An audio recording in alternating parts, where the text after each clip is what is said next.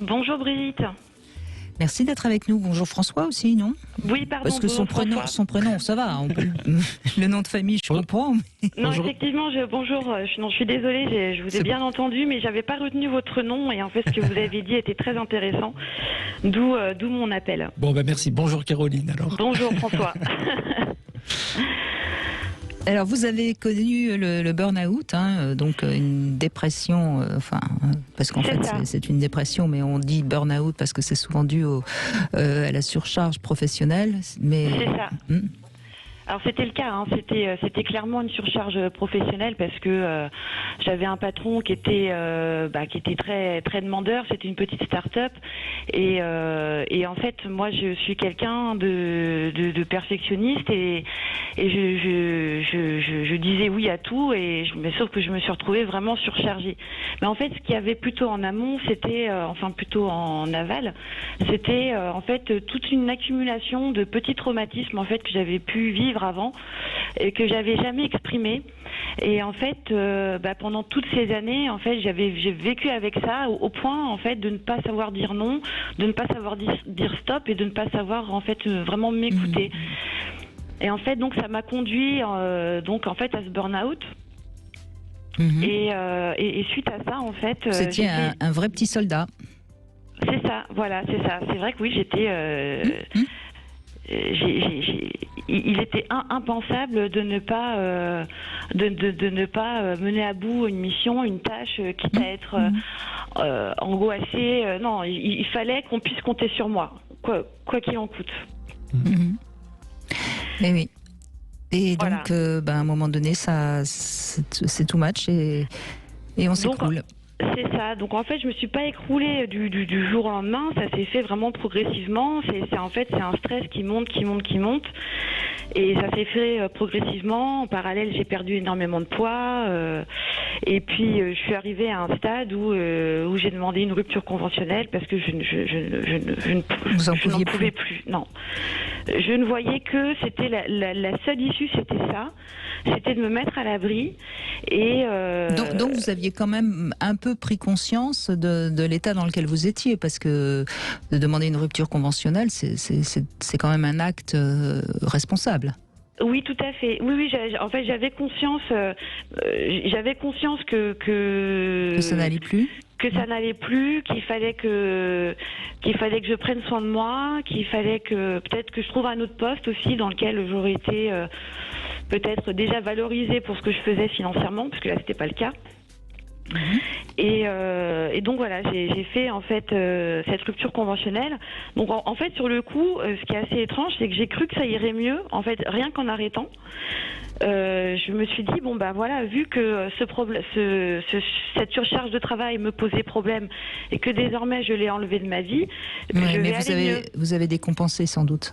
Mais oui, en fait, je comprenais pas parce qu'en fait, j'allais pas mieux, c'était même pire. C'était même pire. Et oui. Et c'est là en fait que j'ai décidé d'en parler, que je me suis rapprochée d'une psychothérapeute qui a été formidable. Et au départ, lors de mes premières séances, je lui ai parlé de mon travail. Et en fait, on s'est rendu compte que mon travail, c'était la partie visible de l'iceberg. Et en fait, on a travaillé sur tout ce qu'il y avait donc en aval, c'est-à-dire tout ce qui s'était passé avant, qui avait pu expliquer pourquoi je m'étais laissée à ce point submergée. Oui, et ce qu'il y a d'intéressant dans votre témoignage aussi, c'est qu'on voit bien effectivement que quand on est dans une logique d'épuisement ou dans un fonctionnement qui fait le lit du burn-out, il peut y avoir différents types de facteurs qui vont intervenir. Alors, il y a le fait d'avoir du mal à dire non et à mettre des limites, et à se protéger soi-même. Il y a le fait aussi parfois d'avoir le sentiment que de se tourner vers soi ou de s'occuper un tout petit peu de soi, c'est égoïste. Tout à fait. Exactement.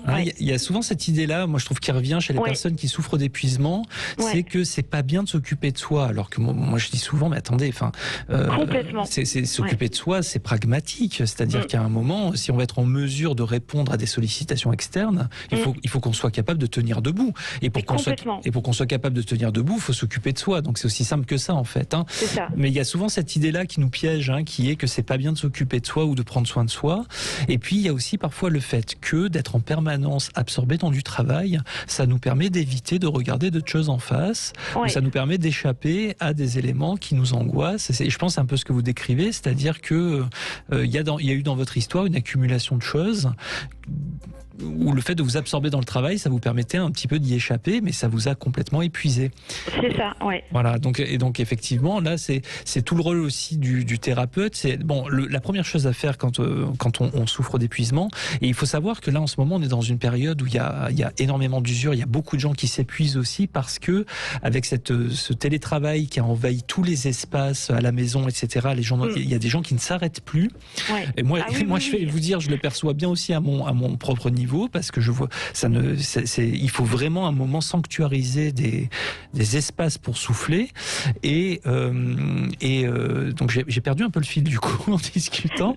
Mais oui, vous parliez du télétravail et du fait qu'on est finalement en train de tout le temps en travail. Oui, voilà, c'est ça. Chez soi. Et donc quand on s'est épuisé, la première chose à faire, c'est à se mettre en retrait et à se reposer. Voilà. Il faut la réponse à l'épuisement, c'est le repos. Et après on voit. Alors après, il se trouve que parfois, effectivement, il y a des états psychologiques de dépression qui peuvent être consécutifs à ça, mais pas toujours. Moi, c'était plutôt l'inverse, en fait, je pense. Oui, en tout cas, il y avait quelque chose il y avait une dynamique psychologique qui préexistait, en fait. Ouais, c'est ça. Et donc, du coup, après, on voit ce qu'on fait. Mais ce qui est important aussi, c'est que une fois que je me suis rétabli, c'est d'être vigilant, de ne pas repartir dans les mêmes travers, parce que sinon, en fait, très souvent, en fait, l'épuisement, les personnes qui sont en burn-out sont des personnes qui se burn-out régulièrement en fait. Si on ne change pas un peu de fonctionnement, le risque c'est de répéter plusieurs fois ce type d'épuisement. Bien sûr. Oui. Alors moi, je pense pas que ça pourrait, enfin j'espère pas, mais bon, vu la durée de la psychothérapie que j'ai faite, enfin en soi c'est pas si long que ça, parce que ça a duré à peu près 1 an et demi, à raison d'une séance par semaine. Je crois que ça m'a, c'est même une certitude, ça m'a profondément en fait renoué avec moi-même. Je me suis nourrie moi-même et pour revenir sur ce que vous disiez, effectivement, on est dans s'occuper de soi, se donner des respirations, se donner l'autorisation, se donner le droit d'être soi, en fait, le droit d'exister, le droit d'être soi. Oui, tout à fait. Découvrir qu'on est la personne la plus importante pour soi. Voilà, c'est ça. C'est ça, avant d'être au service des autres. Ben oui, c'est déjà une belle découverte, Caroline. Oui. En fait, c'est pour ça que j'ai tenu à vous appeler. C'est quand François a prononcé les termes. Avoir du plaisir à se coucher dans un lit confortable, avoir du plaisir à prendre un bain, avoir du plaisir à faire des choses toutes simples. Et ben en fait, j'ai vraiment retrouvé ce plaisir, tous ces plaisirs simples. Et grâce à l'acceptation, grâce à la parole, grâce à l'écoute, j'ai le sentiment, en fait, tout simplement d'une sorte de renaissance, en fait, qui s'est opérée ces dernières années. Oui, on pourrait dire ça. Cela étant dit, Caroline, je ne sais pas si ça fait combien de temps ce burn-out, un peu plus d'1 an et demi, si j'ai bien compris. Hein. Oui, tout à fait. En fait, il a commencé fin 2016, il s'est terminé, on va dire, fin 2017. Oui. D'accord. Oui, donc ça va. Vous êtes parce que il faut toujours faire attention. Hein, c'est long de se remettre d'un burn-out. Oui, c'est long, c'est très long. Et il faut se laisser du temps au temps et il faut pas brûler les étapes parce que ça demande du temps. Mais là, visiblement, vous avez été suivi, vous avez compris. Donc a priori, moi je pense que vous avez compris et que en effet vous pouvez vous faire confiance. Il n'y a pas de raison que vous retombiez dans ces travers-là. Donc soyez confiante et puis continuez à prendre plaisir, à prendre une douche et à vous coucher dans un lit confortable. Merci beaucoup, Caroline. Merci beaucoup pour m'avoir consacré ce petit temps. Je vous en prie, merci à vous.